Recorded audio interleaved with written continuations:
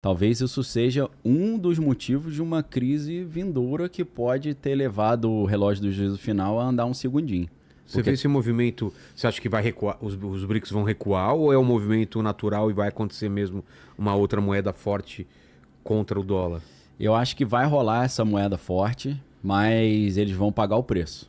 E isso talvez a gente olhe e fale assim, caramba, o Donald Trump com essa guerra comercial de botar tarifa em cima de todo mundo, ele gerou uma crise econômica global. Mas será que não é isso que ele quer? Essa que é a pergunta. É. Que eles estão fazendo esse pump and dump. Porque tá todo mundo falando, pelo menos os analistas falam, pô, mas aí o americano vai pagar mais caro nas coisas. Exato, mas e o que ele vai fazer? Aí que tá, inclusive o Wall Street Journal, que é o jornal, acho que é de finança mais famoso do mundo, né? Ele falou que essa ideia do Trump de fazer guerra comercial com tarifa é a ideia mais burra da história. Não, é a ideia mais genial da história. Por quê? Ele vai ferrar com os americanos, mas vai favorecer os bilionários e vai botar a culpa disso no México, no Canadá, na galera que colocar tarifa contra os americanos em resposta à ação dele, entendeu? Sei. Ou na China, ele vai arrumar um culpado, um bode expiatório. E com isso, o que ele vai fazer? Ele vai desencorajar os países a usar o dólar. Então o país vai falar, cara, não vou mais usar o dólar, você fica metendo taxa em cima de mim, fica metendo sanção. Vou fazer igual a Rússia fez, vou sair fora, né, do SWIFT, vou ficar só aqui no grupo dos BRICS. Então o que ele vai fazer? Ele vai fazer quem tem dólar mandar o dólar de volta para os Estados Unidos, que é isso que eles estão querendo fazer. Puxar o dólar de volta, pegar os títulos da dívida pública americana de volta para os Estados Unidos, eles voltarem a ter o controle da dívida e eles pagarem a dívida com essa crise aí, aproveitando o upside quando voltar. Esse que é o plano, parece. Será? É, tá caminhando para isso. E estão falando que pode acontecer um crash ainda em fevereiro. O que seria esse crash? Esse Da bolsa? crash porque tem um mercado lá que é o mercado de recompra reversa, que é o Repo Market, e isso aconteceu em fevereiro de 2020. Se você pega o que aconteceu no início de 2020 com a crise sanitária e aquelas quebras que tiveram na bolsa, parece que está acontecendo igualzinho. Alguns analistas estão comparando. Ah, é? No final de fevereiro de 2020, o que aconteceu? De repente, o Federal Reserve decidiu puxar o tapete de todo mundo, tirando liquidez do mercado. E como é que eles fazem isso? Eles fazem isso com o mercado de recompra reversa, que é o reverse repo em inglês. Como é que eles fazem isso? Geralmente, por exemplo, se for o caso Federal Reserve, um banco central, o mercado de recompra normal, ele empresta dinheiro e pega como garantia título americano. Esse recompra reversa é o contrário. Em vez dele ele emprestar dinheiro e pegar o título como garantia, ele empresta o título e pega o dinheiro como garantia. Então, quando eles fazem isso, eles sugam o dinheiro do mercado. Eles chupam. E aí fica sem liquidez no mercado, as coisas que estão ali pendentes para pagar, o negócio tem uma quebra. Isso aconteceu antes da pandemia? Isso aconteceu em fevereiro de 2020, no início da pandemia. E hoje, se você pegar um documento do próprio Federal Reserve, eles admitem que eles fizeram isso, que isso acabou acelerando o caos econômico do ano de 2020. A gente tem até o link da matéria que a gente mostra depois. Tem aí? Dá uma olhada. Tá aí, mais lá na frente. Tá. Muito link. Não, tudo bem. Eu falo para eles ali depois. Mas então vamos começar por onde, então? Então, a gente pode começar explicando o que é o relógio do juízo final, qual é a razão de ser deles, né? E por que tem esse negócio de ficar, o mundo tá próximo de acabar, pra que isso?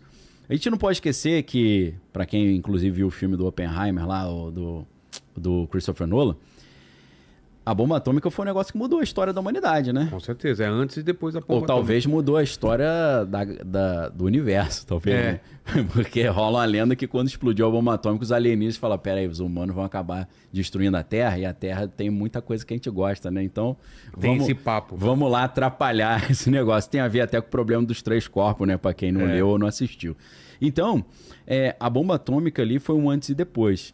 E a gente sabe que os Estados Unidos não jogaram só uma bomba, jogaram 2, né? A estratégia de operação psicológica para falar, joguei 2 para mostrar que eu tenho mais no bolso. Se vier de palhaçada comigo, eu jogo a 3ª. Então, rolou um pânico no mundo depois daquilo, né? O pessoal falou, meu Deus, rapaz, se tiver uma guerra e todo mundo usar esse tipo de arma, vai acabar o planeta Terra. Então, os cientistas, alguns com dor na consciência, outros motivados por um esteio moral ali mais nobre, decidiram montar um plano para tentar evitar essa 3ª Guerra Mundial Nuclear. E esse plano, o Albert Einstein ajudou a montar esse comitê. O comitê chama Boletim dos Cientistas Atômicos.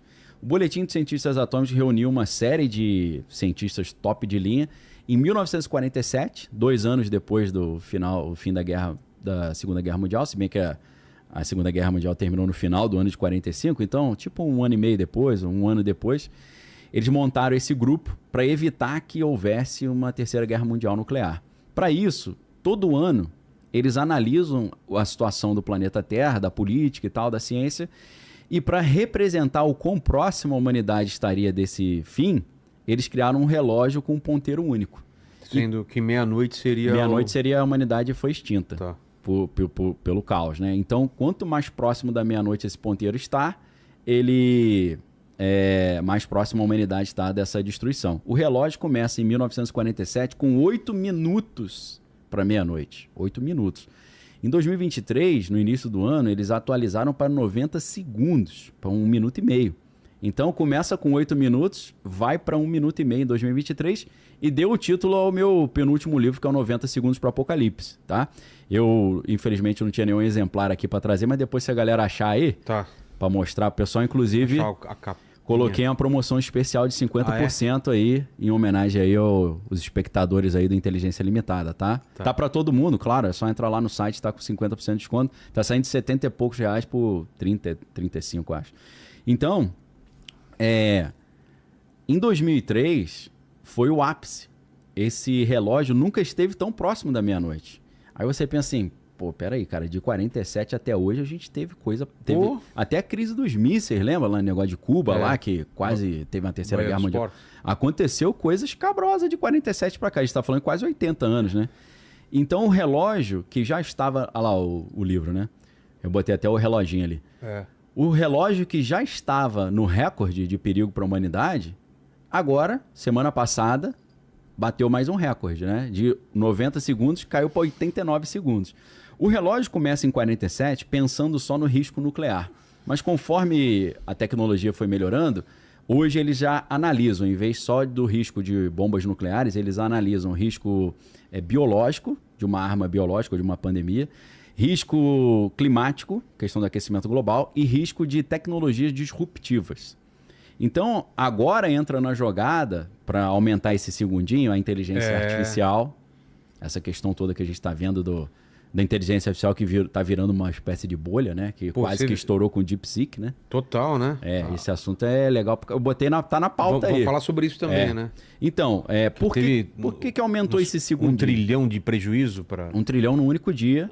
A bolsa caiu 3%, a NVIDIA, que fabrica os chips lá, né, o GPU, que é a unidade de processamento gráfico, que faz os cálculos serem muito mais rápidos. Despencou 15% e está dando uma polêmica terrível. A própria empresa NVIDIA pode ser que sobre aí para os diretores da empresa, porque rolou uma polêmica. Quer já entrar nisso agora?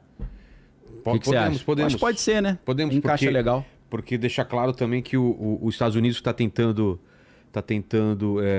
atrapalhar a China já faz um tempo, né? Sim. E proibiu de os Estados Unidos vender esses GPUs, esses processadores para lá. E os caras deram um balão aí, não sei como, cara. Pegar... E com código aberto ainda, né? Sim.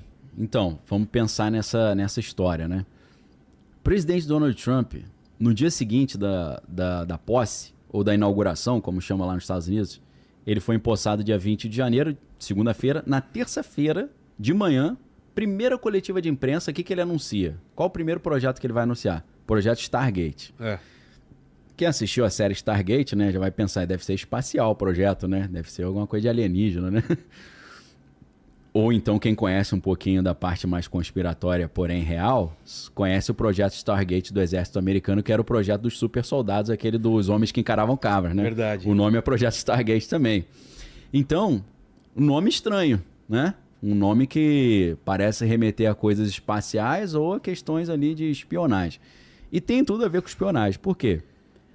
O presidente Donald Trump chega e fala assim, olha, reuni aqui 3 figuras importantes selecionadas a dedo para nós vencermos a corrida pela inteligência artificial, porque quem vencer a corrida pela inteligência artificial vai dominar o mundo. Não só economicamente, não só tecnologicamente, mas militarmente também. Porque a inteligência artificial já é fundamental no setor militar. Então, ele apresenta, aqui minha equipe, Sam Altman, CEO da OpenAI, que fabrica o ChatGPT. Ou seja, ele escolheu esse cara para ser o rei da inteligência artificial, né? Por quê? Escolheu um campeão. Escolheu o campeãozão, porque ele tá botando 500 bilhões de dólares na mão desse cara. Aí você fala, meu irmão, esse dinheiro veio de onde? Segundo eles estão dizendo... E estão falando agora, fala assim, a China está fazendo a mesma coisa, ou melhor, com 90% a menos 98% a menos de processamento e gasto de energia. Aí os caras estão cobrando eles. Só que eu acho que é meio lorote isso aí. Também acho que é meio... Eu vou explicar. Tá. Então deram esse investimento. Eu tô explicando o que é o Stargate... Pra galera entender cara, é muita puxada de tapete que rolou 6 dias depois com o DeepSeek. Isso. Entendeu? Porque primeiro ele apresenta ó, Stargate, isso aqui, numa terça-feira. Aí na segunda-feira seguinte a bolsa americana cai 3%, cai tudo, porque aparece um negócio que gastou muito menos e parece que é melhor. Mas a controvérsia aí. O que acontece então? Ele escolhe o Sam Altman, ou a OpenAI para ser a campeã. Ele escolhe... o SoftBank, que é uma empresa de comunicação e de investimento japonesa, de um cara chamado Masayoshi Son. E ele falou, Masayoshi Son do SoftBank japonês vai pagar os 500 bilhões, o Sam Altman da OpenAI vai desenvolver a tecnologia e o Larry Ellison da Oracle vai fazer os data centers. E aí, quando eu olhei aquilo, eu falei, ih, rapaz, ferrou, hein? Porque eu sei quem são esses caras, né? A galera olha assim e fala, que maravilha, Estados Unidos ganhou. Poxa... Larry Ellison, que é o responsável aí pelo data center, que fez a primeira apresentação, né? O Sam Altman não fala muito, o japonês também fala pouco. O Sam Altman que falou mais, o Sam Altman não, o Larry Ellison. A Oracle surge de dentro da CIA. O nome do projeto da CIA era Project Oracle, Projeto Oracle, ou Projeto Oráculo, né? Que era um projeto de espionagem. E aí o Larry Ellison, envolvido com a CIA, traz o projeto do setor público para o privado e cria a empresa Oracle, que sempre foi especializada em espionar todo mundo, pô. E o Sam Altman a mesma coisa. O Sam Altman, a OpenAI também tem uma origem ali muito alinhada com o sistema de inteligência. Então, é óbvio que eles estão montando não só uma inteligência artificial, eles estão montando um sistema de monitoramento global como nunca houve. E é isso que está sendo montado. Por isso que eu estou falando que eles estão implementando o grande reset que o Klaus Schwab do Fórum Econômico Mundial propôs e o mundo não aceitou, eles estão propondo a mesma coisa, só que com outra roupagem o mundo está achando lindo. Então ele chega e apresenta isso. E aí ele vira pro o Donald Trump e fala, e o que vocês vão fazer com esses 500 bilhões? Ele falou, a gente vai desenvolver melhor inteligência artificial. Aí ele falou, e o que ela pode fazer? Ela pode, por exemplo, achar a cura pro câncer. Aí todo mundo, cura pro câncer. O Biden já tinha falado isso, que ele ia fazer um projeto para curar o câncer, não deu em nada. O Trump já tinha falado isso em 2020, é porque a galera não lembra. Eles falam, né? A propaganda. A intenção não é essa. Sem falar que muita gente que é da área da saúde não está satisfeita com o pessoal da tecnologia querer trazer para si a questão da saúde. Fala, pô, uma coisa é o Vale do Silício mexer com tecnologia, outra coisa é você querer resolver problema de saúde. Tu não manja disso. Brigar com a indústria farmacêutica. Não, na verdade tá todo mundo ali. Então... Tá todo mundo ali. Big Tech é o Vale do Silício. Era o Facebook que tirava ele da plataforma, o Twitter que tirou, né? Então esses caras são do mal. Depois ele falava contra Big Money, que é o Wall Street. Ele falava contra Big Media, que é a mídia. E também contra Big Pharma, que é a indústria farmacêutica. Só que, poxa, desde a primeira gestão do cara, o que ele fez? Saiu da OMS. Aí a galera, isso aí, tem que brigar com a Big Pharma. Só que ele pega o dinheiro que ia dos Estados Unidos para a OMS e bota no projeto Gavi, que estava fazendo vacinas também e que era gerido pelo Bill Gates, que ele dizia que era inimigo dele. Então era tipo lei para inglês ver, sair da OMS, mas tô botando dinheiro no mesmo projeto, só que com outra galera, com a galera que eu digo que eu sou oponente, né? Então, tem uma história meio mal contada. Aí você vai ver que ele que sempre criticou Big Tech e Big Pharma, ele tá com essa galera. Porque o vice-presidente J.D. Vance, e eu dou uma sugestão para as pessoas, para um dia assim, um domingo à tarde, dá uma respirada e pensa assim, por que o presidente Donald Trump, agora cascorado, depois de ter passado muito sufoco na primeira gestão, escolhe um cara completamente desconhecido, novinho, sem expressão, para ser vice-presidente? Tem algo aí. Você não concorda comigo? Claro. Porque esse é um cargo importantíssimo. Aí você pensa assim, quem que botou esse cara ali? Qual foi o acordo? Qual foi o preço? J.D. Vance, ele é um pupilo do Peter Thiel. Não só do Peter Thiel, do PayPal, investidor inicial no Facebook, mas o Peter Thiel que criou a Palantir Technologies, que é a empresa que a CIA usa para espionar todo mundo, pô. A Palantir Technologies foi criada com 70% de capital do Peter Thiel e 30% de capital da Incutel, que é a incubadora de empresa da CIA, pô. Então ele tá coladão com o pessoal da tecnologia que ele dizia que era do mal, que tirou ele das plataformas.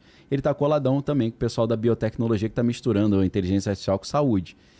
E o J.D. Vance, ele investe numa série de empresas de biotecnologia. Então, se tiver, por exemplo, uma nova pandemia, ele vai ganhar muita grana, o vice-presidente. E o Vivek Ramaswamy, que é aquele cara bilionário também, descendente de indiano, que o Trump botou junto com o Elon Musk no Departamento de Eficiência Governamental. Não sei se você se lembra desse cara. Só que o Patrick Bet-David, que é um investidor americano, ele falou, cara, não dá pra tu botar 2 macho alfa junto pra trabalhar, que eles vão se bicar, né? Não deu outra, né? Rolou uma discussão do Elon Musk com esse Vivek, ele falou pro cara procurar a turma dele, tirou o cara. Mas o Vivek também é da biotecnologia, é um bilionário da indústria da farmácia, da tecnologia de saúde. Então, assim, toda a galera que o Trump falava que era do mal, agora tá junto lá, né? É. Ele botou, pra você ver, o secretário de tesouro que ele escolheu, no lugar da Janet Yellen... Ele não quer passar o que ele passou no primeiro mandato, né? Agora ele quer ter todo mundo do lado dele. Né? Só que não dá pra ter todo mundo do lado e falar que é antissistema ainda, não, né? Esquece. Pô, antissistema não nada. Dá. Você tá com a galera toda, meu irmão. Você vê aquela presepada na posse dele, o pessoal que tava lá. Poxa, até o Sergey Brin, que é fundador do Google, tava lá.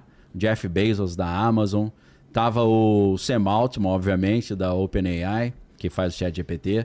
Tava o Sundar Pichai, que é o CEO do Google. Tava mais quem? Tava o Larry Ellison, obviamente, da Oracle, o Elon Musk. Então, todo o pessoal da Big Tech tava lá. O pessoal que ele dizia que era o capeta. Tá passando um recado, né? Poxa, galera. E o que significa isso? Na verdade, a gente tá falando do vice-presidente, mas quem é o vice-presidente na prática é o Elon Musk, né? Tá e claro. foi o melhor investimento dele da vida dele. Porra. Porque ele investiu alguns milhões e já tá lucrando os bilhões ou trilhões já, né? Porque só os acordos que ele tá fechando aí, que tem tudo a ver com a SpaceX, tem tudo a ver com as empresas dele, o cara tá mandando no mundo pagando a mixaria de ofertinha que ele deu pro Trump. E com o Trump segurando a indústria chinesa também. Segurando. Carro elétrico. É verdade. E falando que agora, né, ele usou uma frase de impacto, né, no discurso da posse, que ele falou... A gente está trazendo o Destino Manifesto, né? Que é aquela ideia que os americanos foram escolhidos por Deus para dominar o mundo. Ele falou, agora estamos levando o Destino Manifesto não para dominar o mundo, para Marte. Aí o Elon Musk, né? Então, meu irmão, ali ficou agora um bonde difícil de tu vencer, porque tá todo mundo fechadão ali, né? Porra. Todo mundo que puxou as pernas do Trump tá com ele agora. Isso custou algum preço, né? O Peter Thiel falou, vou chamar todo mundo do Vale do Silício para te apoiar, mas tu vai ter que botar meu pupilo como vice. Aí o Trump deve ter pensado, é um preço caro, hein? Mas vamos lá. Deu certo, né? Tá ele no poder aí, vamos ver até onde vai essa história. Então, essa galera no poder traz preocupações também com relação à inteligência artificial. Por quê? Já vou falar do DeepSeek. Porque se você pensa a história da OpenAI... Qual que é a história da OpenAI? Segundo o Elon Musk conta, partindo do princípio que ele está falando a verdade. Ele disse, e se você pega entrevistas com ele de 2014, ele criticava muito a inteligência artificial. Ele chegou a dizer, eu não separei essa notícia aqui hoje, mas se a galera quiser procurar, ele falou, criar a inteligência artificial é como invocar um demônio. Aí ele fala, sabe aqueles filmes que o cara desenha um pentagrama no chão e tem uma água benta, eles invocam o demônio e o cara fala, tá tudo sob controle, só que não tá, o demônio mata todo mundo? Inteligência artificial é assim. Então ele está dizendo que aquilo ali poderia extinguir a humanidade. E nessa época estava começando a haver vários cientistas falando, o maior perigo para a humanidade é a inteligência artificial. Então, para quem acha que o relógio do juízo final andou 1 segundo por causa de bomba atômica e guerra na Ucrânia, é mais pela inteligência artificial do que por causa disso. Porque em 2014, o ainda vivo Stephen Hawking, ele falava, inteligência artificial vai ser a última invenção da humanidade. Os caras, por quê? Porque eles vão inventar e serão exterminados depois disso. Porque o próximo passo é a inteligência artificial treinando novas inteligências artificiais cada vez mais... E aí exponencial, né? Daqui a pouco eles criam uma linguagem nova. DeepSeek já criou uma linguagem nova. Eles se comunicam numa linguagem que a gente não conhece. Então, você não sabe mais o que eles estão fazendo. Tem uma caixa preta lá que eu acho que a gente nem vai ter mais acesso. Não vai ter acesso. Pra gente entender o que eles estão bolando, já era. Quando entender, já acabou. Já. Eu tava vendo um documentário sobre inteligência artificial. Aconteceu um negócio nesse processo que teve uma mágica, alguma coisa que as coisas começaram a exponencialmente dar certo, né? Sim. Eles batiam a cabeça, tinha uma limitação. A galera. E assustou porque, cara, esse deep learning foi tão profundo que em algum momento eles acharam um jeito de pensar as coisas diferente do ser humano e tá dando certo. Né? Então, de curiosidade, o que acontecia? Tinha duas linhas de desenvolvimento da inteligência artificial. Uma linha tentava replicar o funcionamento do cérebro, e era mais lógica, e uma outra linha pensou, peraí, não, nós vamos colocar para a inteligência artificial um mundo de textos e eles vão conseguir identificar a sequência das palavras. Então o que a inteligência artificial faz é adivinhar a próxima palavra baseado no geral. Eles falaram que é difícil para a gente entender porque a gente vive num mundo tridimensional. Sim. Mas imagina que são muito mais dimensões e as palavras... tão assim e eles tentam juntar incômodos. Por exemplo, essa palavra tá mais junto com essa. Isso. E com essa... Fazer links, né? Por exemplo, avião tem a ver com bandeja, com aeromoça, com não sei o quê. Sim. E tá longe de carneiro, por exemplo, entendeu? Isso. Então ele vai entendendo isso e vai fazendo todo uma coisa nesse espaço de várias dimensões. E é uma coisa absurda como ele vai chegando nesses Só que para fazer isso, ele tem que ter o máximo de material para estudar. Por isso que tem o Machine Learning, que é a aprendizagem de máquina, mas para a máquina aprender, você tem que ter um negócio que eles chamam de LLM, que é Large Language Models. Aí eles criam os grandes modelos de linguagem. Por isso que deu problema até com a OpenAI, porque para treinar a inteligência artificial, eles tinham que botar um monte de livros para a inteligência artificial estudar. Só que os livros têm direito autoral, né? E aí começou uma polêmica de que eles estavam usando material com direito autoral sem autorização para treinar a máquina. Só que enquanto a OpenAI era um projeto sem fim lucrativo, não tinha problema. Você está usando material dos outros, mas não é para ganhar dinheiro. A partir do momento que virou um projeto mercadológico, deu problema de direito autoral. E aí que entra a ideia. O que eu estava falando? Como é que o Elon Musk criou a OpenAI? Ou ele foi um dos investidores iniciais, né? O Elon Musk é cofundador da OpenAI, para quem não sabia. O Elon Musk, nessa época, 2014, ele estava muito preocupado com a maneira como a inteligência artificial estava sendo criada, porque ele achava que estava sem parâmetro de segurança. Estava sendo criada de uma forma indiscriminada que poderia levar a uma inteligência artificial geral, como se chama, AGI, Artificial General Intelligence, ficar super inteligente, deixar de ser uma rede neural e virar um super cérebro e se levantar contra a humanidade. Ele falou, precisamos criar um outro projeto de inteligência artificial que seja seguro, código aberto e sem fim lucrativo. Tipo, para salvar a humanidade. Então, o próprio Elon Musk colocou $70 milhões no projeto e falou pro Sam Altman, por favor, cuida desse projeto aí para mim, né? O Sam Altman é um garotão, jovem e tal. Então, o projeto se chama OpenAI, segundo o Elon Musk, por causa da ideia de open source, código aberto. Então, era código aberto, seguro e sem fim lucrativo. Se eu não estou enganado, está até hoje na página oficial da OpenAI dizendo que é código aberto. O que o Elon Musk fez? Ele saiu do projeto, que ele falou, não é mais código aberto, não é mais seguro e não é mais sem fim lucrativo. Então, estou saindo fora, perdeu o propósito. Aí ele foi desenvolver a XAI lá, o Grok que ele está fazendo. E aí ele processou já a OpenAI já algumas vezes, 2 vezes que eu me lembro. Uma por causa dessa questão de direito autoral, a outra tentando obrigar a OpenAI a tirar do site que eles são um código aberto. Porque não é mais. Então, o que acontece, né? Inclusive, quando o Donald Trump apresenta o Sam Altman da OpenAI como o rei que ele escolhe para dominar, Elon Musk ficou chateado pra caramba. Elon Musk tem a inteligência artificial dele. Né? Acho que o Trump deve ter falado, já tô te dando moral com o SpaceX aí. Ele fica jogando com todo mundo. Senão o cara vai virar o rei da parada, né? Mas no mesmo dia, o Elon Musk começou a botar um monte de coisa queimando o Sam Altman. Ele botou uma publicação no antigo Twitter do Sam Altman em 2020, ele falando, todos deveriam agradecer o Reid Hoffman. Reid Hoffman é o cara que criou o LinkedIn. Em 2020. Todo mundo deveria agradecer o Reid Hoffman, porque se não fosse o Reid Hoffman, gastando muito dinheiro e muita dedicação, Trump teria vencido as eleições de 2020. O cara que o Trump escolheu para ser o reizinho, falando graças a Deus que ele não venceu em 2020. Aí o Elon Musk levantou essas paradas e começou a... Ela era código aberto. E aí o que acontece? O Elon Musk escolhe a OpenAI e o ChatGPT para ser o escolhido para levar 500 bilhões e virar a maior do mundo. Isso numa terça-feira, dia 21 de janeiro. Na segunda-feira, meu irmão, muda tudo, porque já estava rolando há muito tempo, mas ganhou a mídia uma inteligência artificial chinesa chamada DeepSeek, que no caso do ChatGPT, eles investiram mais ou menos 16 bilhões até hoje. Os caras disseram que eles investiram 6 milhões, 98% a menos, e em 2 meses só de trabalho. Eu não acredito e vou dizer porque eu não acredito. A não ser que tem espionagem. Mas o que aconteceu? Os investidores falaram, poxa, nós investimos 16 bilhões para tu fazer um projeto que o cara fez 6 milhões e fez melhor, pô. Então isso é uma bolha. Tá super valorizado. Além de ter só os 16 bilhões, ainda estão botando mais 500 bilhões na parada. Será que precisava disso tudo? Então começou uma insegurança no mercado, os caras começaram a vender ações da NVIDIA, porque a NVIDIA é parceirona do ChatGPT, que faz essa unidade de processamento visual, né, que é a GPU, ou unidade de processamento gráfico, né, que é o significado em inglês, que é o chip que faz o negócio rodar. Então a NVIDIA foi lá para baixo. Só que aí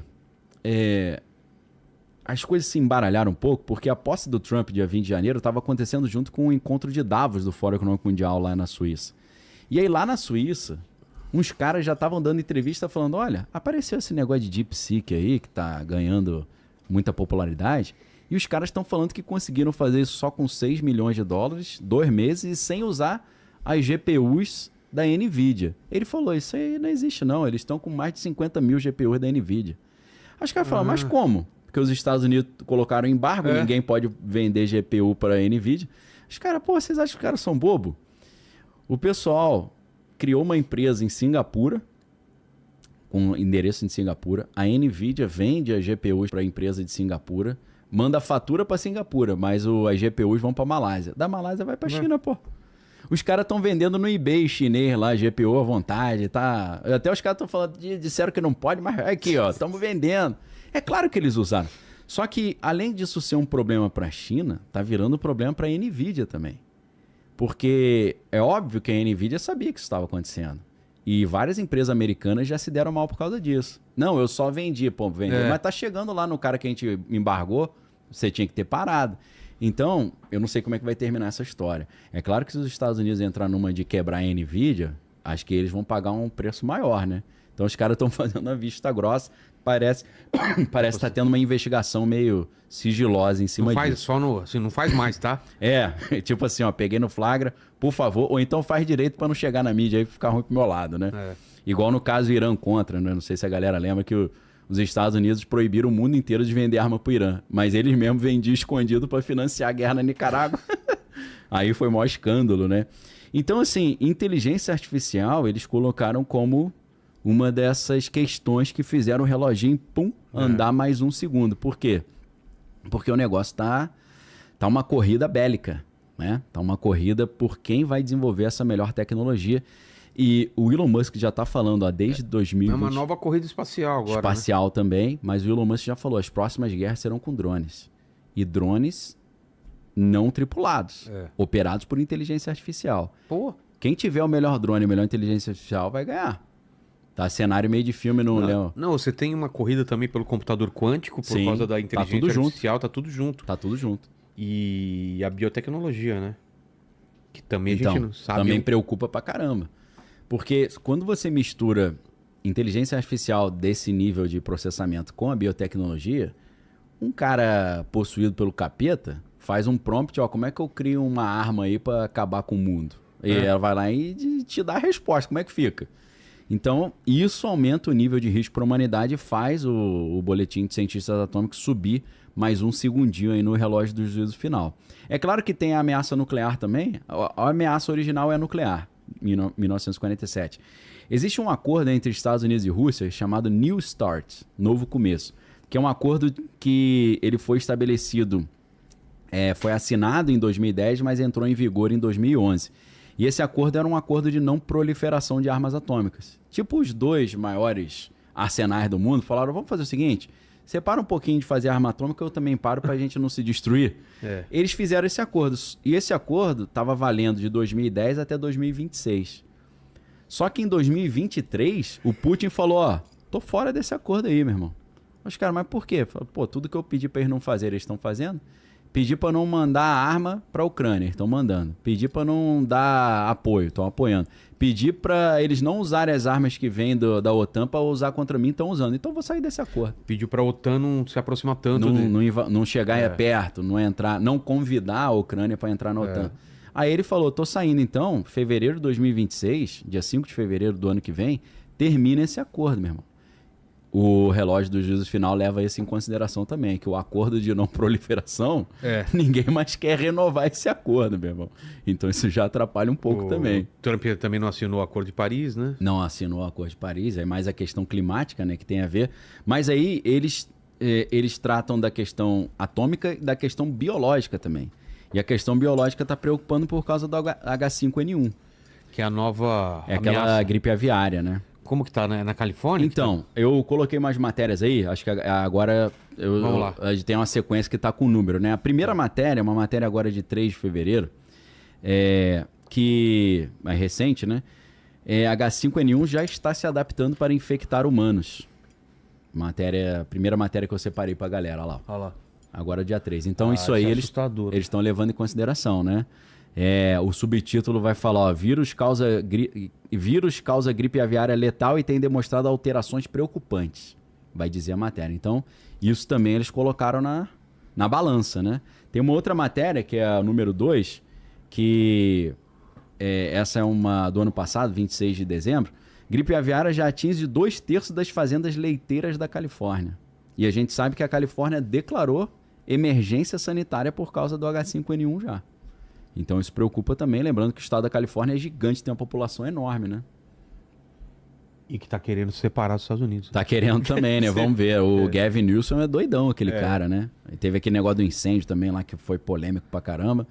Pro mercado imobiliário tá uma maravilha, né? Que as casas pegaram fogo e, segundo uma lei lá urbanística, não pode reconstruir a casa. Não pode? Várias casas estão falando, não pode. Aí o pessoal dos fundos de investimento tá falando, aí, quer me vender o terreno baratinho?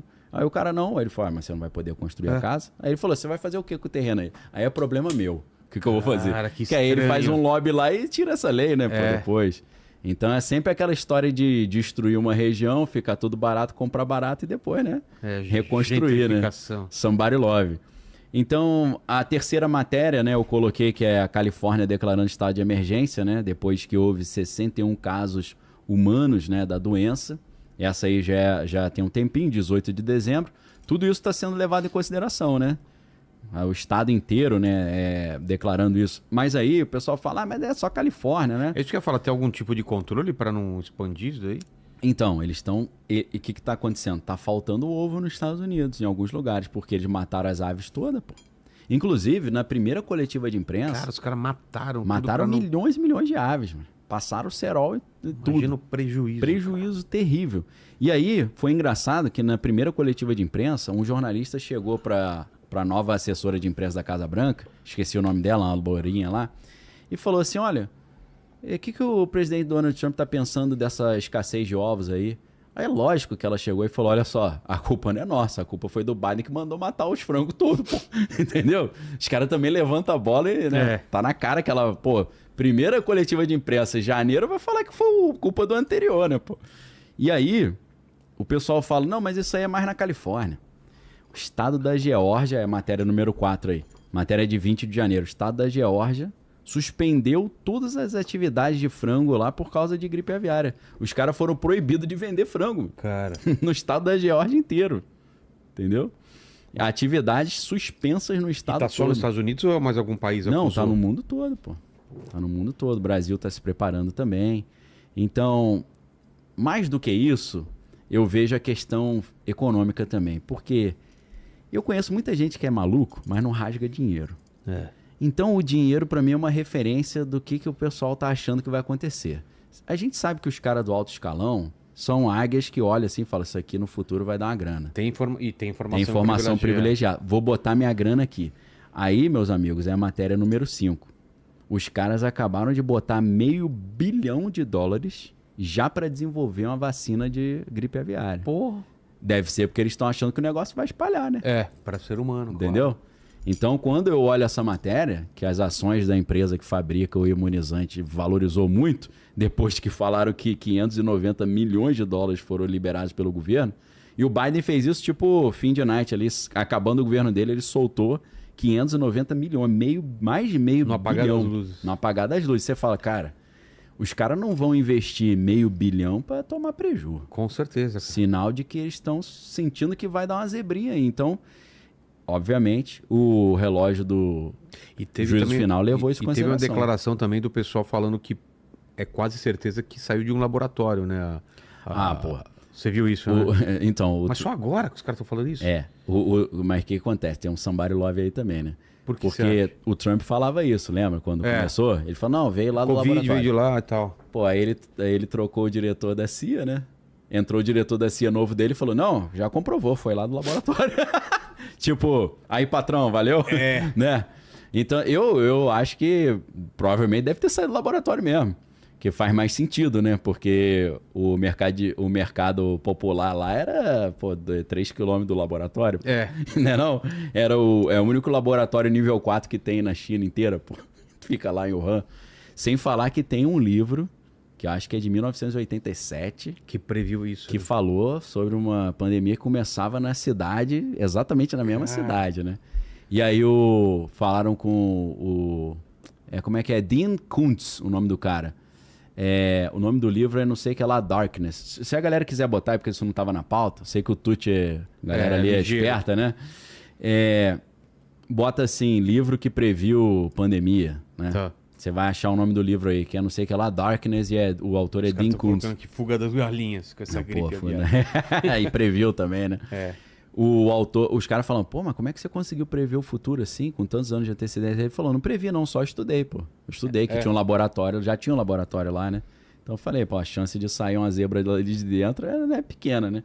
Sem falar que em 2017, a Nature já tinha feito vários artigos de cientistas no mundo falando, se continuar do jeito que tá, vai ter uma pandemia, porque esses agentes causadores de alta periculosidade que eles estão pesquisando já escaparam várias vezes do laboratório. Se você pega alguns estudos da Nature, você vai ver que isso já estava meio que previsto. Agora, voltando à questão da inteligência artificial, lembrei de um detalhe que é interessante, para todos nós que gostamos de filme e cultura pop nerd. O James Cameron, que fez O Exterminador do Futuro, apareceu... Skynet e tal, né? Cyberdyne Systems, né? Ele apareceu falando que ele está preocupado com o desenvolvimento da inteligência artificial. Inclusive, esse é o link 6, mas esse é o link do Instagram, de um perfil gringo. O vídeo eu sei que não tem como botar, mas se a galera quiser mostrar a chamada da matéria, a chamada é interessante, fizeram uma montagem legal. Ali a chamadinha lá. Ó. James Cameron diz que a AGI é Artificial General Intelligence, né? Inteligência Artificial Geral, que seria a inteligência artificial autoconsciente. James Cameron diz que a inteligência artificial geral poderia ser mais amedrontadora, assustadora do que o Exterminador do Futuro. Mas né? Então, aí eu peguei uma transcrição do que ele fala nesse vídeo, né? Porque não precisa botar o vídeo, porque eu peguei o que ele falou. Ele falou, a AGI não surgirá de um programa financiado pelo governo, ela vai surgir de um dos gigantes da tecnologia que atualmente financiam essa pesquisa multibilionária. Então, você estará vivendo num mundo com o qual você não concordou, não votou, que está sendo coabitado por uma espécie alienígena super inteligente que responde aos objetivos e regras de uma corporação, de uma empresa. Uma entidade que tem acesso às suas conversas, às suas crenças, tudo que você já disse e o paradeiro de cada pessoa no mundo por meio dos seus dados pessoais. E aí tem uma frase mais sinistra que ele fala agora. O capitalismo de vigilância pode mudar rapidamente para o totalitarismo digital. Aí entra naquelas coisas, né, distópicas mesmo. Aí ele, terminando, ele fala, na melhor das hipóteses, esses gigantes da tecnologia se tornarão os árbitros autoproclamados do bem humano. Isso é nada menos do que a raposa guardando o galinheiro. Pô. Aí ele fala, é claro que eles nunca pensariam usar esse poder contra nós, né? E obter a nossa última gota de dinheiro, ou seja, tirar todo o nosso dinheiro com isso. Esse é um cenário mais assustador do que o filme que eu fiz 40 anos atrás, O Exterminador do Futuro, porque o filme é ficção e isso aí é realidade. Interessante, né? A reflexão do cara, né? Olha lá. Ah lá, é The Eyes of Darkness, né? Os Olhos da Escuridão. Não sei se tem tradução para português, eu acho que não. Dean Koontz. Cara, uma vez eu fui dar uma palestra em Campinas. Aí eu acordei no hotel, fui tomar café. Quando eu olho pro lado, os americanos conversando, o maluco tava lendo esse livro. Daniel, então esse grande reset não seria mais o apagão mundial? No caso, seria somente a economia, a bolsa? Pode ser um apagão também, pô. Quem tá falando sobre o apagão? Não sou eu, é a NASA e o Fórum Econômico Mundial. O Fórum Econômico Mundial, desde 2020, faz um exercício anual chamado Cyber Polygon, polígono cibernético, em que eles simulam em vez de ser uma crise sanitária, uma crise cibernética que, segundo o Klaus Schwab e os cientistas, uma crise cibernética seria muito pior do que a crise sanitária, porque mais pessoas morreriam. Porque ele fala, imagina um mundo sem gasolina, sem farol na rua, sem sinal de trânsito, sem hospital, sem polícia, sem 190 ou 911, sem nada, muito mais gente morreria, né? Então, eles que estão falando sobre esse apagão e como se preparar. Além disso, a NASA também continua insistindo naquela ideia que uma atividade solar excepcional pode trazer aí, tipo um evento Carrington, né, que aconteceu ainda no século XIX no Canadá, que naquela época não tinha eletricidade, nem o telefone não estava tão popularizado, mas os telégrafos tinha eletricidade, né, mas não tinha internet. Os telégrafos todos caíram, teve gente que fritou, a galera tomou choque, o cara tá mexendo no telégrafo, tomou um choque por causa de tempestade solar. Porque os caras estão falando, então não vai ter mais apagão. Aí tá Tem coisa estranha sendo programada. Inclusive, aquela revista Economist, que faz a edição anual, uma das coisas que eles falaram como alerta pro ano 2025, ainda eles estão insistindo na questão da tempestade solar. Coloca aí. O Sacani falando de uma sombra enorme do Sol, que vai ter auroras boreais fantásticas, sim, né? Tá muito estranho o comportamento do Sol esse ano. É claro que tem um ciclo de 11 anos, né? De 11 em 11 anos o Sol atinge o máximo desse pico de atividade solar, com várias explosões solares, né? As solar flares, como eles chamam. Então, continua havendo esse risco de um apagão aí. Não só isso, né? Você tem os hackers, você tem atividade solar, você tem a questão dos cabos submarinos, que a gente viu vários serem destruídos ali pelo próprio pessoal do Iêmen, lá os Houthis, né? Cortaram alguns cabos ali, deixaram... Parece que também lá lá para cima, lá para o Suécia. Mar Báltico cortaram cabos também, falaram que foi um navio chinês que tinha esquecido a âncora solta, aí puxou o cabo. A gente não pode também esquecer que o Dmitry Medvedev, né? O pessoal fala Medvedev, mas lá eles falam Medvedev. O Medvedev, que já foi primeiro-ministro-presidente da Rússia também, quando destruíram os gasodutos Nord Stream 2, que a gente até hoje não sabe exatamente quem foi, né? Destruíram os gasodutos da Rússia, ele falou, vocês destruíram o nosso gasoduto, então a gente pode cortar os cabos submarinos de internet de vocês, então, para compensar, né? Então, continua sendo um perigo. Não sei se o Tuti vai ver outra pergunta ou se a gente continua. Manda mais uma. Vamos lá. O Diego Cavalcante. Boa noite. Eu gostaria de saber, Daniel, o que o Trump já fez das coisas que o Daniel falou que ele faria. Estamos próximos do fim? Então, primeiro o que eu falei, o que ele fez que eu faria que ele ia fazer, ganhou. Que eu tô falando isso, tá registrado aí, todo mundo sabe, inclusive nos meus livros, né? Eu escrevi um capítulo do último livro, que é A Jogada Final. Foi em fevereiro de 2024, o capítulo o Congresso americano já se prepara para a vitória de Trump. Eu estou falando isso desde fevereiro do ano passado. Porque se o Congresso já está montando um monte de esquema para atrapalhar o Trump quando ele voltar, é porque eles já estão achando que o cara vai voltar, pô. E o que ele... Só para não ficar no ar, o que o Congresso fez para atrapalhar o Trump? Eles criaram um dispositivo que o Trump não poderia cortar o financiamento da guerra da Ucrânia antes de 2026. Eu não sei como é que ele está lidando com isso. Talvez seja por isso que ele não acabou com a guerra ainda. Porque ele falava, se eu tivesse no poder, não tinha começado essa guerra. E se eu voltar, ela acaba no primeiro dia. Já passaram alguns dias, não acabou ainda. Aí os caras falaram, como é que você vai acabar a guerra? Ele falou, é fácil, vou parar de mandar dinheiro pra Ucrânia. Aí os caras falaram, mas se você parar de mandar dinheiro pra Ucrânia, você vai dar vitória pro Putin. Eu falei, é problema dele lá. Pô. Eu só não vou dar dinheiro. Vou parar de dar dinheiro. O Zelensky tava reclamando que sumiu uma grana aí, você viu? Uma grana? Dava pra comprar. Quanto é? 50 balas Juquinha, mano. Quanto que... Vê aí o Zelensky falando tipo assim, mandaram... Que não chegou lá pra... Não chegou. Não, eu vou chutar. Tipo assim, vocês disseram que mandaram 170 bilhões, chegou só 35. Pô, estranho isso. Tipo, você acha os números aí? Cento e tantos bilhões sumiram, entendeu? O esquema ali do Somebody Love tá forte. Alguém tá ficando com esse dinheiro aí. Pô, rapaz, alguém garantiu aí das gerações futuras até a volta de Jesus aí, mano. Tá bravo. Aí eu não sei, Villar, quer ver mais perguntas? Não, vamos continuar aqui? Enquanto ele procura lá. Então, essa questão de quem realmente está governando os Estados Unidos, como a gente estava falando, é interessante quando você percebe que, voltando na questão do vice, né? Porque a gente citou no início, mas eu não mostrei as matérias. Número 7 aí, o pessoal puder mostrar, você vai ver a rede de multimilionários da tecnologia que colocou o J.D. Vance no cargo de vice, né? E esse cara tem uma história muito curiosa. Quando você entende quem é esse vice, quem está por trás dele, você entende quem está governando os Estados Unidos agora, né? A matéria vai dizer, né? Rede de multimilionários da tecnologia que ajudou o vice a chegar ao poder. Aí você vai ver que o cara foi patrocinado e funcionário do Peter Thiel. A primeira empresa que ele abriu dele mesmo, que é a Naria Capital, teve o patrocínio do ex-CEO da Google, teve o patrocínio do Mark Andreessen, que é um bilionário lá do Vale do Silício, um dos pais da internet, e o patrocínio do Peter Thiel do PayPal. Então, o J.D. Vance, o vice-presidente, é um representante desses caras dentro desse poder aí novo norte-americano. E o número 9, você vai ver ali, ó, eu trouxe uma outra matéria, que você vai ver que quando ele, para participar das eleições, ele divulgou as finanças dele, você vai ver que ele investe muito na área de saúde. É uma matéria que está em inglês, né, do site Politico, qual é o título ali traduzindo, né? Por dentro dos investimentos em saúde do J.D. Vance, a divulgação financeira mais recente do senador mostra que ele investiu entre 50 e 100 mil dólares nas empresas de terapia genética Kyria Therapeutics e Amplify Bio.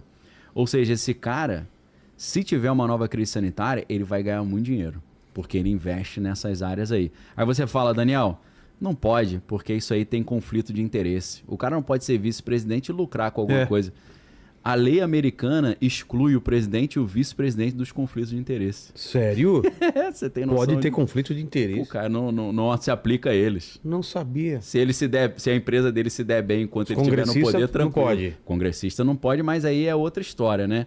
A Nancy Pelosi, que durante...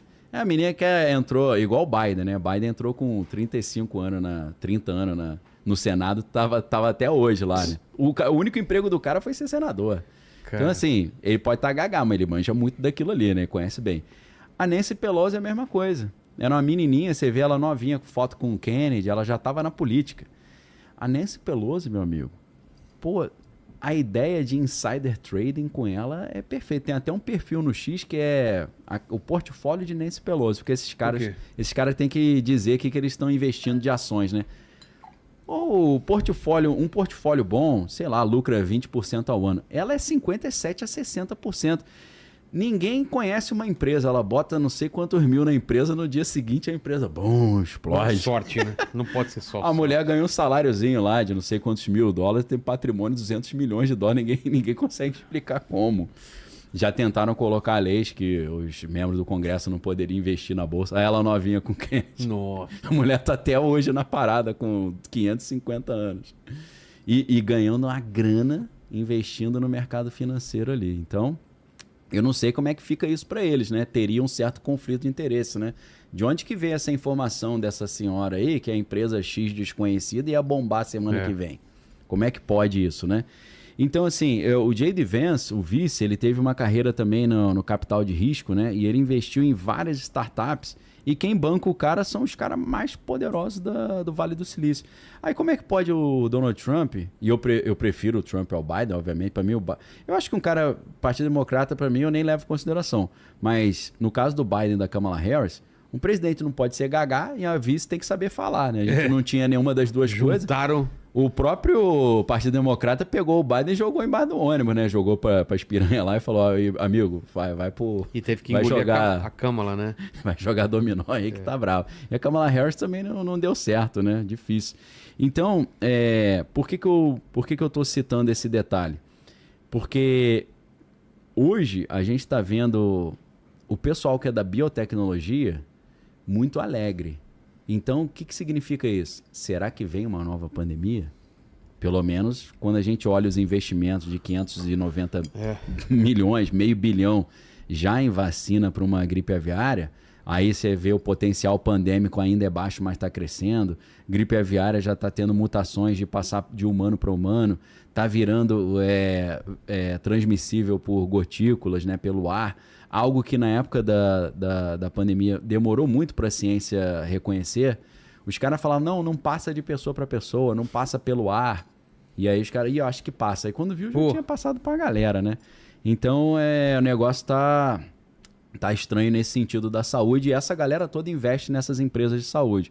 Às vezes, é mais interessante você acompanhar o que esses peixões estão, onde eles estão botando dinheiro, que aí tu sabe o que está vindo, porque os caras sempre se dão bem. Não vão perder dinheiro. Não vão perder dinheiro. A próxima parte, que a gente não citou ainda, que é uma parte interessantíssima, é a questão do aquecimento global. Como é que isso está? Só que aí, quando você pensa no Elon Musk, o Elon Musk ele também tem falado sobre isso. Se você botar, acho que eu esqueci de separar essa notícia, mas se você botar no YouTube, Elon Musk Ice Age, era glacial, você vai achar todos esses vídeos. Ele foi a um podcast que ele começou a mandar essa igual o Trump. Ele falou, eu acho que a gente não vai... O problema não é esquentar, não, é esfriar. Mas, cara, mas por quê? Ele falou, na verdade, se você pega uma definição mais solta de era glacial, nós estamos entrando numa era glacial. Mas, cara, mas como assim? Não está aquecendo? Ele falou, então... Aí ele falou, se você estudar isso, você vai cair numa toca de coelho, que você vai ver que de tempos em tempos existem eventos de extinção. E esses eventos de extinção estão relacionados a esse fenômeno. E ele cita, 6, né? Ele cita a inversão dos polos magnéticos, ele cita essa ideia das correntes meridionais do oceano, e ele fala que, além disso, desse problema, porque qual o problema ali? Se esfria pra caramba, não tem produção de comida pra todo mundo. Começa uma guerra aí pela sobrevivência. Vira um Mad Max a parada. Só que o Mad Max é congelado, né? Porque o Mad Max é deserto, né? Então, ele vai falar, além disso, houve a Primeira Guerra Mundial e houve a Segunda. E, por essa lógica, vai haver a terceira. Só que a terceira vai ser diferente. Definitivo? O que ele está querendo dizer? Ele está se referindo ao quê? E aí eu comecei a listar uma série de eventos que poderiam acelerar isso que a galera acha que é só para 2100. Uma terceira guerra mundial. Porque com a fumaça e a fuligem, você tem um inverno nuclear. Um inverno, perdão. Inverno nuclear mesmo. Esse inverno nuclear, o que vai acontecer? O esfriamento do planeta Terra é igual esse caos aqui dessa era do gelo. Não cresce planta. Isso poderia acontecer... Em vez de acontecer de 13 em 13 mil anos, ou entre 2025 e 2100, poderia acontecer amanhã se começar uma guerra nuclear. Então, eu comecei a me ligar, não me ligar porque isso é explícito, o Elon Musk, ele quer ir para Marte por causa dessas questões. Ele quer que a humanidade tenha uma arca de Noé para eles poderem continuar a civilização humana lá. E aí os caras no podcast falam, mas e a Lua? Ele falou, a Lua não é suficiente, não é o ideal. Aí primeiro eu pensei, por quê? Porque os caras podem jogar uma bomba nuclear da Terra para a Lua. Na verdade, sabe o que ele está se referindo? Eu entendo. As armas que estão no espaço que poderiam muito facilmente atingir a Lua. Já tem armas no espaço? Pô, com certeza. Isso agora já... O próprio SpaceX do Elon Musk manda essas armas para a Space Force americana. Eu já conversei sobre isso num podcast com o Sacani. Ele falou que ele que acompanha... os lançamentos, né, de satélite e da SpaceX, ele fala que chega um momento que eles têm que cortar a transmissão. Que é top secret o negócio? Top secret, é classificado. Ele fala, a gente entende que eles estão fazendo coisa ali de militar, segurança nacional, né, questão bélica. Então, uma guerra nuclear poderia fazer isso que os geofísicos acham que é só daqui a 13 mil anos, poderia fazer isso amanhã. Não só isso. A própria revista Economist tem falado sobre... Eles botaram, né, perigos para 2025. Nessa edição de 2025, é uma edição que tem um monte de fotos e tal, gerou uma polêmica. Eu não sei se você acha interessante botar ali. Bota. Tem que botar, assim, revista Economist, previsões para 2025 ou 2025. Porque é uma edição especial que eles fazem. Sai toda semana, mas eles fazem uma edição do ano. Sim. Então, a de 2025 tem uma série de símbolos e tal. A galera diz que é como se fosse um relógio que está dizendo o que vai acontecer nesse ano em cada mês. Sim. Mó viagem. Então, na revista Economist para 2025, eles falam do perigo de uma erupção vulcânica de enormes proporções, escurecendo a atmosfera e fazendo o planeta Terra resfriar, iniciar uma nova era glacial. Parece que esse é o evento. Entendeu? É isso que eles estão... Jogar cinza na atmosfera. Ou essa disrupção das correntes marítimas do Atlântico, ou isso ser acelerado por uma terceira guerra mundial, ou por um vulcão, ou pela aquela ideia do Bill Gates. Eu não separei essa matéria, mas se a galera quiser botar, Bill Gates quer escurecer a atmosfera para evitar o aquecimento global. Tem esse papo? Tem, esse é fato. Colocar um insufilme no... Jogar partículas sólidas na atmosfera para acontecer isso. Só que os próprios cientistas falam, cara, se você erra a mão, você gera uma era glacial, mano. Aí é o filme Expresso do Amanhã. Ah, foi isso que aconteceu? Foi isso. É por isso que eles estão numa era glacial? Eles tentaram evitar o aquecimento global escurecendo a atmosfera e, sem querer, erraram a mão, né? Erraram muito. O tiro saiu pela culatra. Aí tem que ficar aquele trem rodando, né? Aí tem... Olha lá, Bill Gates financia projeto para escurecer o Sol. Não é conspiração e tal. 2017 isso? Jornais de grande circulação. Ah, não. Tem a data? Eu não estou conseguindo ver daqui. 2021. Dá uma olhada. 21, né? É 2/2/2021, né? Então, isso aí e pode Bill Gates, que era crítico do Trump, já... Da chapa. Falaram que conversaram muito ao telefone. Matéria do Wall Street Journal. Para quem acha que a gente está inventando as coisas, né? E ele falou, para minha surpresa, a conversa durou 3 horas... Né? Minha filha mandou aqui pra mim falando que o filme é o dia depois da manhã. Né? Você tá falando errado já, tá me dando bronca que é só. Mas é o dia depois da manhã, eu vi aqui. É porque eu tava pensando, é com Dennis Quaid. Ele fala, Dennis Quaid e o Jack. Eu acho que é com o Jack Gyllenhaal também. Com os dois. Dennis Quaid, Eu tava tentando lembrar Dennis Quaid, tinha esquecido. Dennis Quaid também entrou numa de falar uns trocinhos nessa linha aqui. Tá criticando a elite global. Virou meio teórico da conspiração. Eu até achei que depois dessa ele nunca mais ia fazer filme, mas ele fez a Substância. Não, vou aproveitar que eu vou dar... Tô segurando 2 informações aqui que vocês pediram. A primeira era essa, que era o dia depois da manhã, que o Jake Gyllenhaal que fez. Valeu. Obrigado, valeu. E a outra é que o Zelensky... Sim. Ele falou... Eram 177 bilhões. Aí, ó. Bilhões, cara. Ele falei 170. Ele falou que recebeu 75 bilhões e os outros 100... 100, galera... Cara, eu achei que era só a gente que fazia. Ficou em algum lugar, né?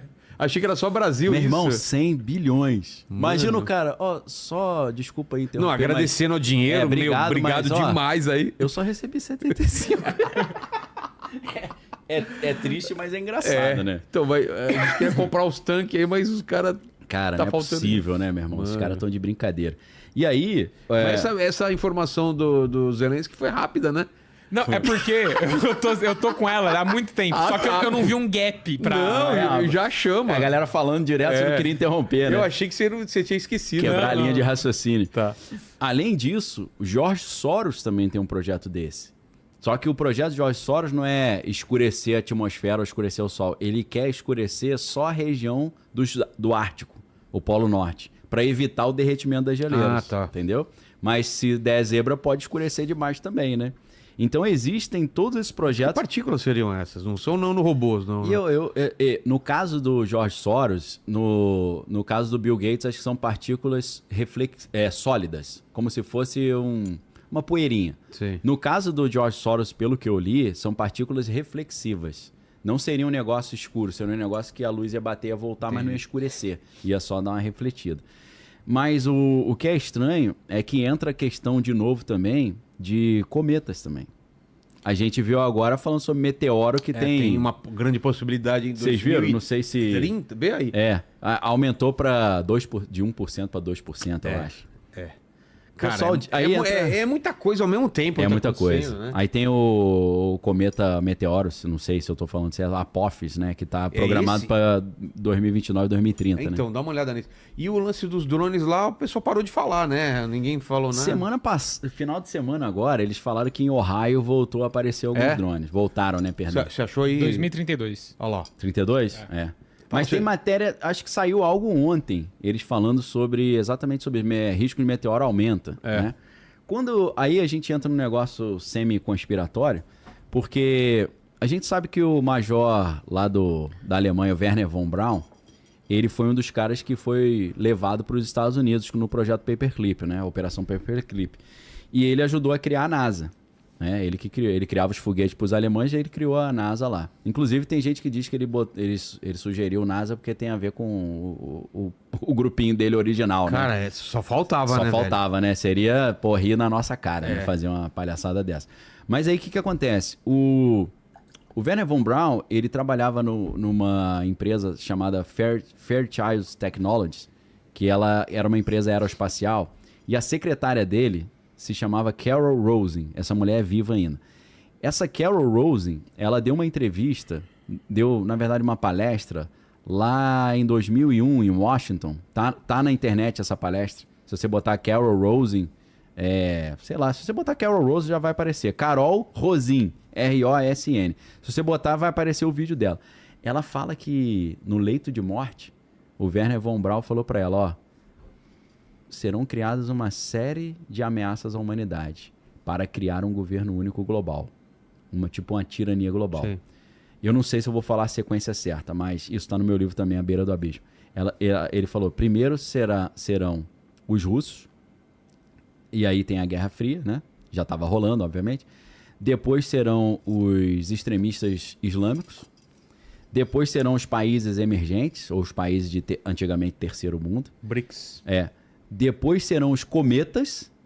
Depois serão os alienígenas. E mandou essa pra ela. E ela contou isso porque era um evento de ufologia. Sei. Né? Então, quando eu vejo mídia falando sobre cometa, pode destruir a Terra, eu falei, o próximo é alienígena, depois já é o governo único global. Acho melhor ficar de olho, né? E aí, já que a gente tá falando de Elon Musk e tal, entra aquela história estranhíssima de que o Wernher von Braun, em 1953, se eu não estou enganado, escreveu um livro chamado Projeto Marte. E nesse livro, ele é um livro de ficção, mas o sonho dele era colonizar Marte, não deu para fazer em vida, né? Mas ele meio que nessa ficção deixou um passo a passo de como isso poderia ser feito conceitualmente. E no livro, de 1953, tipo 20 anos antes do Elon Musk nascer, ele fala que nesse livro o personagem que é o líder da colônia humana em Marte se chamava Elon. Meio estranho, né? Meio estranho essa história. E aí, óbvio que o Elon Musk devia saber essa história, mas aí semana passada ele, caramba, olha que coincidência, o mesmo meu nome e tal. Eu não sei se ele é um predestinado ou se a mãe dele leu esse livro, botou esse nome já e ficou enchendo o saco do garoto. Tu vai fazer o que tá no livro, hein? Eu te botei o nome por causa disso.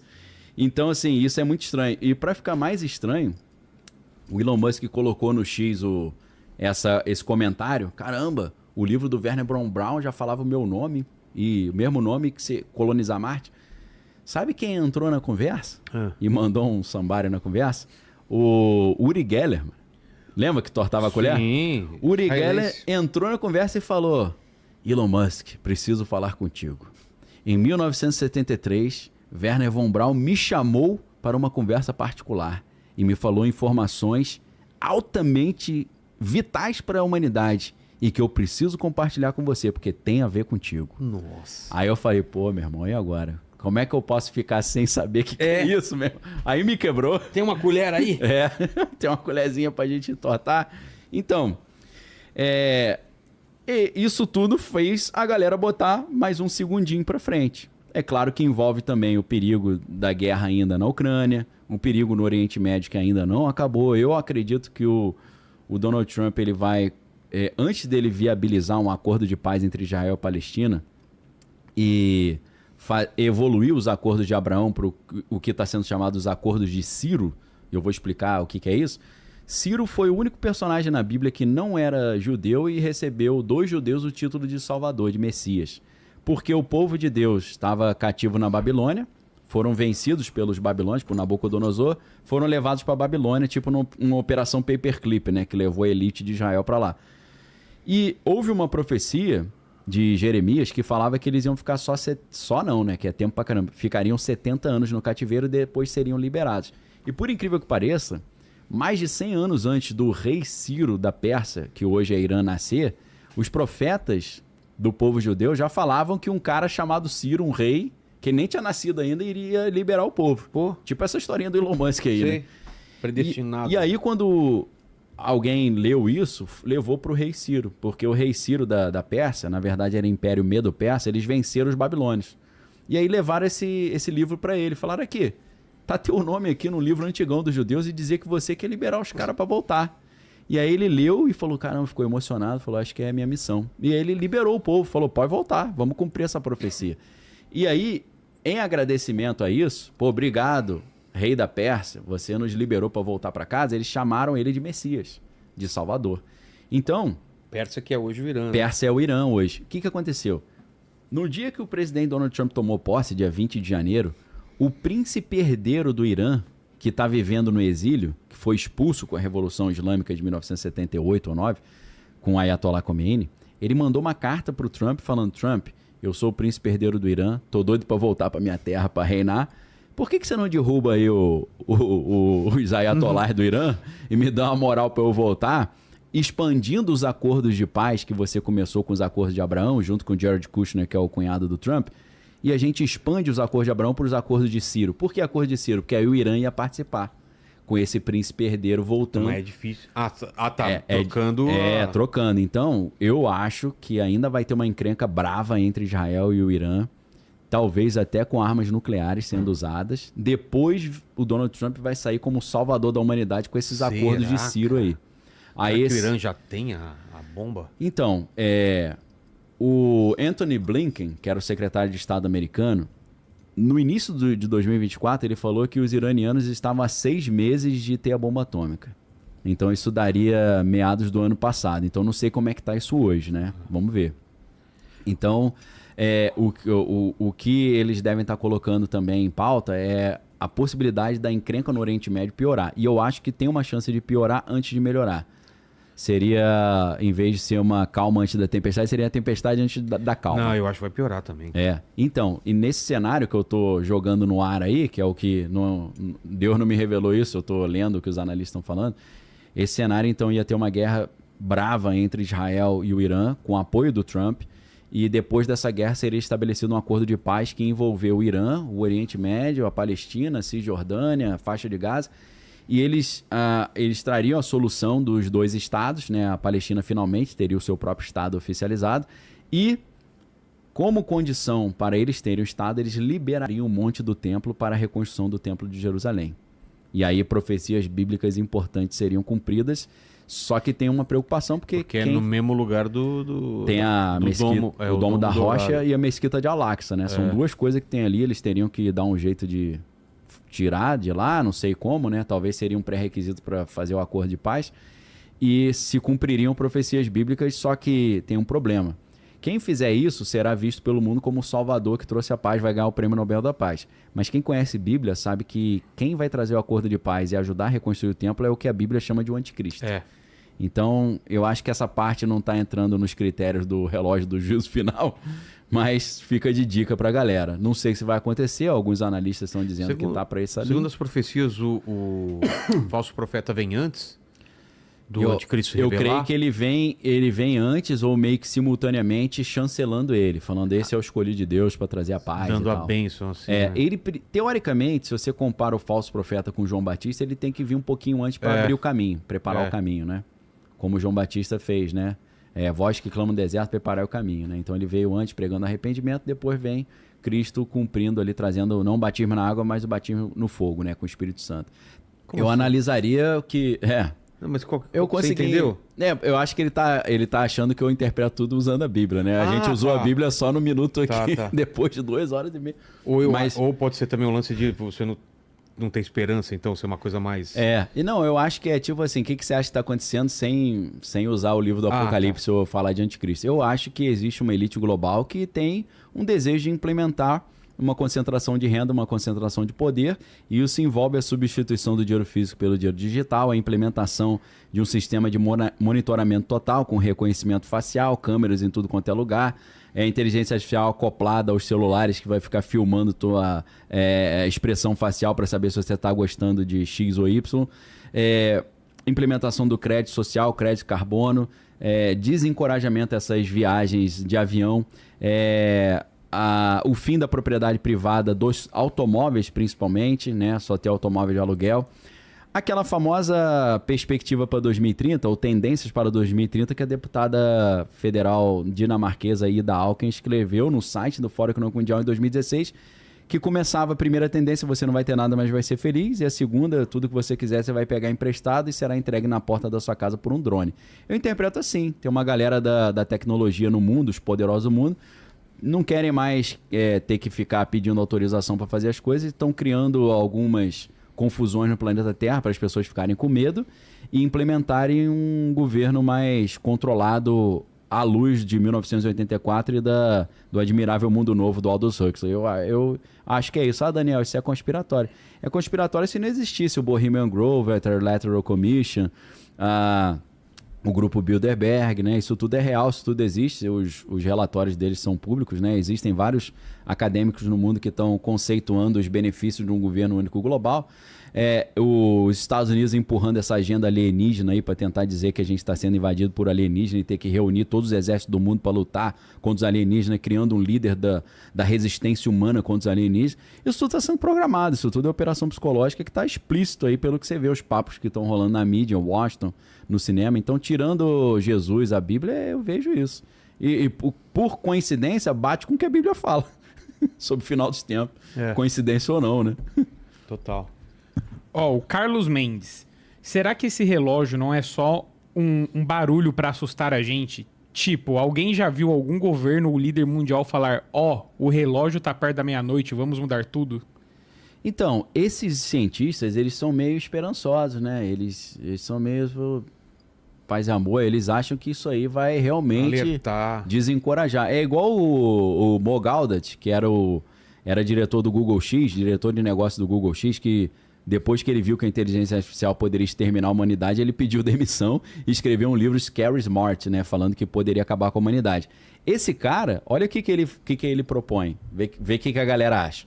Ele diz assim: pessoal, estou começando uma campanha para a gente se respeitar mais na internet. Porque a inteligência artificial está estudando o ser humano baseado no que a gente escreve na internet. Nossa. Se você ficar xingando seu amiguinho, ele vai achar que nós somos muito violentos. Eles podem olhar para a gente como psicopatas e querer exterminar toda a humanidade com base nisso. Então vamos tratar melhor o amiguinho e tal. Esses caras pensam isso, pô. E acham que fazendo isso, alguém vai deixar de xingar o coleguinha. Entendeu? Então eu acho que é o mesmo propósito. E eu acho que do mesmo jeito que ninguém muda de atitude por causa do relógio, ninguém também fica com medo desse relógio, pô, né? Eu acho que o cara olha e fala: que isso é palhaçada. Mas se a gente olha essa lista de coisas que a gente colocou, pelo menos você entende por que andou um segundo aí pra frente, né? Você falou sobre ninguém ficar com medo do relógio. A Isabela Rocha manda: esse relógio não tá só alimentando a cultura do medo? Todo dia é um novo apocalipse. É claro que a gente sabe que o medo é a ferramenta da imposição do controle, né? Onde tem medo, o que acontece? Uma pessoa que está com medo, ela aceita coisas que ela não aceitaria quando ela está feliz, né? Então, obviamente, isso é uma estratégia de imposição do medo. Agora, existem motivos reais para ter medo? Até existem, né? Mas eu tento compensar o meu medo aí eu encaixo minha fé em Jesus, porque a situação tá estranha, mas a Bíblia já falou que ia ficar estranha e ela já falou que a salvação está em Cristo Jesus, então essa é a minha segurança pessoal, tá? E também tá bem informado, porque a Bíblia fala em Oséias 4:6, o meu povo é destruído porque ele falta conhecimento. Então eu tento acumular o máximo de conhecimento. Difícil é acumular o máximo de conhecimento sem ficar com cabelo branco com um cara de 80 anos, esse é difícil. Mas pelo menos eu estou compartilhando com a galera o que está acontecendo e tentando desfazer essas estruturas de medo, explicando qual é o plano por trás, né? Ou seja, a gente falou no início do programa, estão programando talvez uma quebra econômica para ainda fevereiro. É isso que analistas lá nos Estados Unidos estão temendo, que o Federal Reserve tire de circulação o dinheiro e isso gere uma travada na economia. Se acontecer, você já vai saber que foi proposital, porque eu estou te falando antes. Então você vai ter menos medo. Você vai saber, isso aqui é malandragem dos caras. Estão querendo quebrar a gente de propósito. Então, assim, eu tento falar as coisas antes delas acontecerem e mostrar o outro lado da notícia para tirar o medo. Por isso que eu sempre começo e termino as minhas falas falando de Deus ali, dizendo: examine todas as coisas e retenha o que é bom e Deus te abençoe, te guarde e tal, porque a Bíblia já falava que ia ficar estranho, mas já falava que tem uma solução. O Marcos Pérez. Daniel, hipoteticamente, para criar um bunker, qual sinal devo considerar para esse projeto? Estou atrasado ou hipoteticamente dá tempo? fazer um bunker não é tão fácil quanto parece, né? Primeiro, bunker é caro pra caramba, é complexo. E depende, você vai querer ficar quanto tempo nele, né? Sim. Porque uma coisa é fazer um bunker e vai ficar 3 meses, outra coisa é ter um lance de ar, se ficar aqui, ficar radioativo. Sim. Como que você faz? Filtrar o ar. Filtrar o ar, sei lá. A radiação tem que ser profundo pra caramba. Talvez seja mais barato você estudar relocação estratégica do que pensar num bunker, né? O que é relocação estratégica? É um tipo de estudo de segurança que foi celebrizado por um cara chamado Joel Skousen, que é sobrinho do Cleon Skousen, que escreveu um dos livros mais famosos dos Estados Unidos lá, que é o The Naked Communist, ou o Comunista Exposto em português, que era um agente do FBI que falou os planos de implementação do comunismo nos Estados Unidos e de 56 etapas, 55 já foram cumpridas. O Joel Skousen escreveu um livro, Strategic Relocation, Relocação Estratégica, um guia norte-americano para locais seguros. Então, ali ele vai dizer para você o que um local precisa ter para ser um local seguro. Por exemplo, água, uma altitude razoável para se você ficar sem eletricidade, tu não morrer devorado pelos insetos e não morrer de calor. Né? Então ele fala de pelo menos 2.000 metros de altura. Pra gente aqui no Brasil é difícil, né? Pra eles, Estados Unidos é mais fácil. Aqui eu adapto para 1.000 metros, acho que já ajuda, né? Então, assim, longe dos centros urbanos, água, comida, obviamente índice de violência pequeno e longe de aeroportos, longe de bases militares, que aeroportos e bases militares são alvos prioritários numa guerra, né? Você sempre destrói aeroportos e bases. E mais o que aqui que a gente poderia pensar? Longe de obstáculos geográficos, se você precisar sair dali. Por isso, litoral para ele é horrível. Porque litoral, você olha para o mar, você fala que lindo o mar. Mas nesse estudo, o mar é um obstáculo geográfico. Porque para tu fugir, você tem que ter um barco grande e veloz. Você não vai conseguir... Você está encantoado. De um lado você não tem que fazer... É uma barreira. É uma barreira. Né? Então, por isso que quando ele analisa os 50 estados norte-americanos, ele coloca a Flórida e o Havaí como nota 0.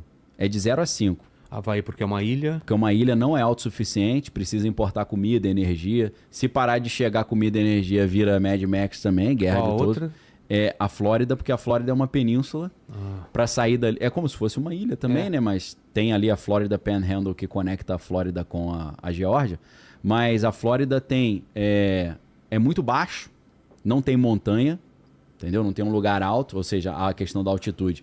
Como é baixo e é úmido, quente pra caramba, cheio de inseto, abafado. Tu ficar sem energia elétrica na Flórida, tá ferrado. Inclusive, os caras vão pra Orlando e tal, e falam assim, caramba, é uma cidade fantasma, não tem ninguém na rua. É por causa do calor, tá todo mundo no ar-condicionado, maluco. Putz, muito quente né? Lá, muito abafado, parece uma sauna a vapor. Insuportável. Então, calor, inseto, baixo, cheio de base militar, pântano, Everglades... Tu não consegue transitar ali, tem pântano. Para você sair indo para o norte, tem poucas vias, poucas avenidas.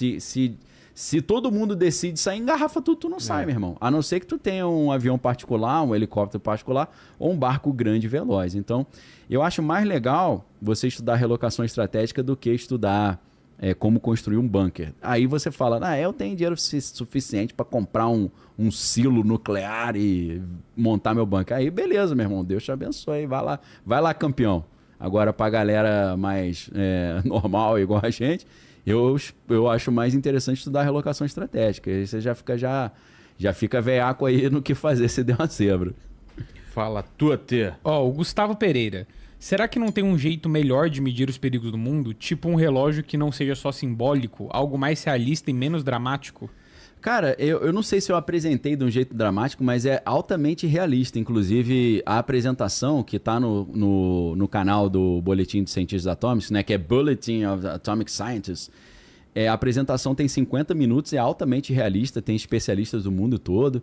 Eu não sei se ficou meio caricato o negócio, né? Tipo, é um reloginho que... Ficou meio circense. Alguém vai lá e mexe o ponteiro e fala, gente, deu errado. Ou o cara fala, cuidado que eu vou pegar teu relógio, né?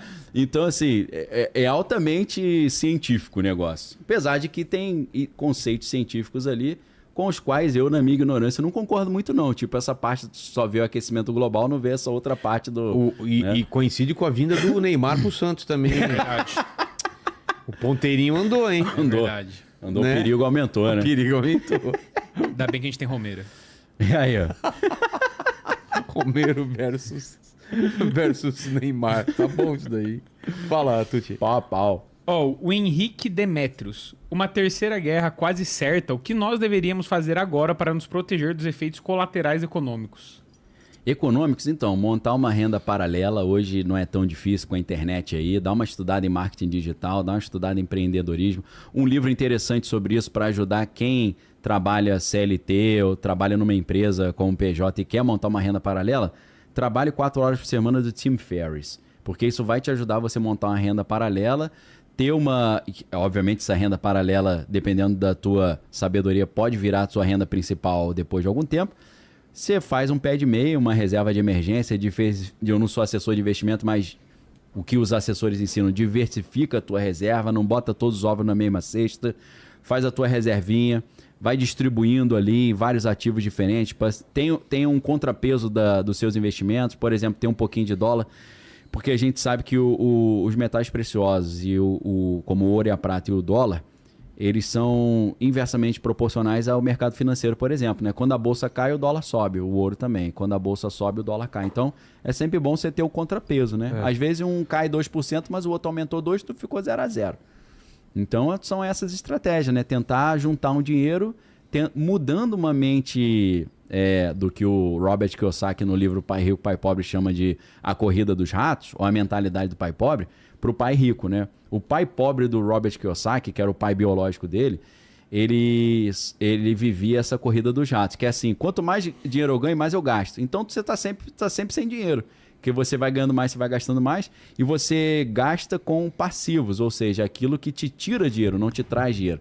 Então, o pai rico, que é o pai do amigo dele, ele era um cara que tinha a mente de fugir da corrida dos ratos, porque quanto mais dinheiro ele ganhava, ele não gastava com passivos, ou seja, com coisa que te tira dinheiro, ele gastava com ativo, que é coisa que gera dinheiro. Então, 2 dicas de livros aí, Pai Rico, Pai Pobre, do Robert Kiyosaki, tem uma edição nova aí mais encorpada, e o Timothy Ferriss trabalha 4 horas por semana. Vamos lá. Também mandaram aqui, Daniel, você crê que caso haja um apagão mundial, as nações não ficariam receosas em remover o dinheiro em espécie e adotar pagamentos online? Eu acho que não, sabe por quê? O que eles vão fazer? Tem o que está programado para acontecer, tá? Que tem sido falado. Vai ter o apagão. Esse apagão vai durar pouco tempo, tipo 4 dias, 1 semana. E aí quando voltar... Ninguém consegue fazer transação nesse apagão? Vai ficar meio travado. Transação financeira, Pix... tipo vamos supor, aquele caos que aconteceu lá em São Sebastião, lá, no litoral norte, né? A galera ficou ilhada, não tinha... nível mundial. É só dinheiro, meu irmão. O cara não tinha dinheiro físico, tava ferrado. Ou então escambo, né? Você fala, toma meu relógio aí, me dá um copo d'água aí, irmão. Então, o que vai acontecer? Se acontecer, né? Por Deus queira que não. O apagão rápido, quando o apagão volta, os caras falaram, sabe o que deu o apagão? O que gerou? Foram hackers. Então agora, você sofreu com esse apagão, não sofreu? Um monte de gente morreu. Vamos fazer o seguinte, para acessar a internet, a gente vai ter que fazer uma identidade global, uma biometria. Mas para que isso? Para garantir que o hacker que entrou e estragou tudo não entre. Que a gente vai saber exatamente quem é quem. Então, eu acho que em vez de desencorajar, vai encorajar trazendo ou capitalizando em cima do medo. Você quer que isso não aconteça novamente? Quero sim, por favor. Então escaneia teu íris aqui para a gente poder garantir que você é você e você não é o hacker. Então eu acho que vai para esse lado e não para o lado de agora Bitcoin acabou porque ficou sem eletricidade. A gente sabe que dá para transicionar Bitcoin sem internet, né? Por onda de rádio e tal. Mas Daniel, mas para ter rádio tem que ter eletricidade. Pode ter uma bateria off-grid, né? Pode ter outro sistema aí de alimentação. Existem vários outros caminhos para você fazer transações de criptomoeda independente de internet.